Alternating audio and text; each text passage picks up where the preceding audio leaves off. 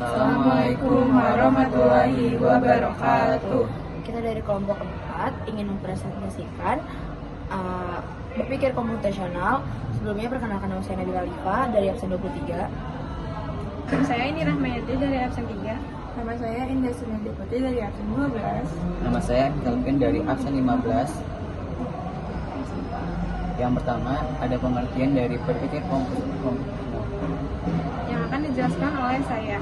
Jadi, computational thinking atau berpikir komputasional adalah suatu proses berpikir yang membantu merumuskan masalah sehingga solusinya dapat dinyatakan dalam bentuk langkah-langkah komputasi dan algoritma.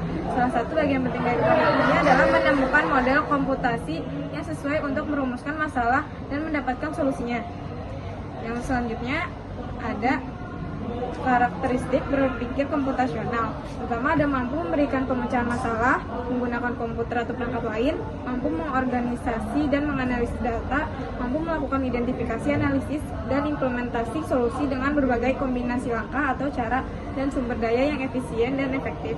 Yang terakhir, mampu melakukan generalisasi solusi untuk berbagai masalah yang berbeda. Yang selanjutnya ada konsep berpikir komputasional. Ada yang pertama decomposition. Decomposition adalah proses pemecahan masalah yang lebih kecil agar lebih mudah ditangani. Dengan membagi masalah menjadi bagian yang lebih kecil akan memudahkan kita dalam mengidentifikasi bagian dari masalah yang perlu dikerjakan terlebih dahulu. Selanjutnya ada pengenalan pola.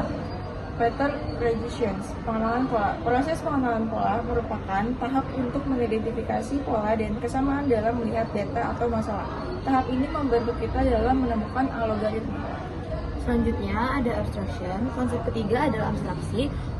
Konsep ini merujuk pada kemampuan untuk menentukan inti permasalahan dan detail yang tidak penting. Dalam cara berpikir komputasional, abstraksi membantu kita untuk fokus pada bagian penting dari masalah dan mencari solusi yang paling efisien. Lalu yang keempat ada algoritma design, merupakan proses membuat urutan langkah-langkah yang perlu dilakukan untuk menyelesaikan masalah. Ada dua cara untuk menuliskan algoritma, yaitu menggunakan pseudocode dan flowchart. Pseudocode adalah suatu bentuk algoritma menggunakan kode, tanda atau notasi yang dimaksudkan untuk menyederhanakan bentuk kalimat manusia. Flowchart adalah diagram yang mewakili kumpulan dari instruksi-instruksi. Selanjutnya ada contoh berpikir komputasional. Saya akan bacakan ada 4. Yang pertama, kehidupan sehari-hari, merencanakan kegiatan hari, memasak atau mencuci pakaian. Yang kedua, ada ilmu lain digunakan untuk arsitek dan insinyur untuk merancang bangunan atau struktur dalam bidang sains, ekonomi, dan kedokteran. Yang ketiga ada bisnis industri, menganalisis data dan mengambil keputusan bisnis atau mengidentifikasikan proses yang dapat diotomatisasi. Yang keempat ada pendidikan, dapat membantu siswa untuk belajar secara lebih logis dan terstruktur.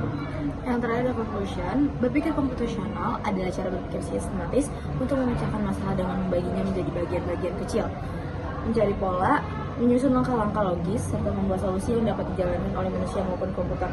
Dengan berpikir komputasional, seseorang dapat melatih kemampuan analisis, kreatif, dan efisien dalam menyelesaikan berbagai persoalan kehidupan maupun teknologi.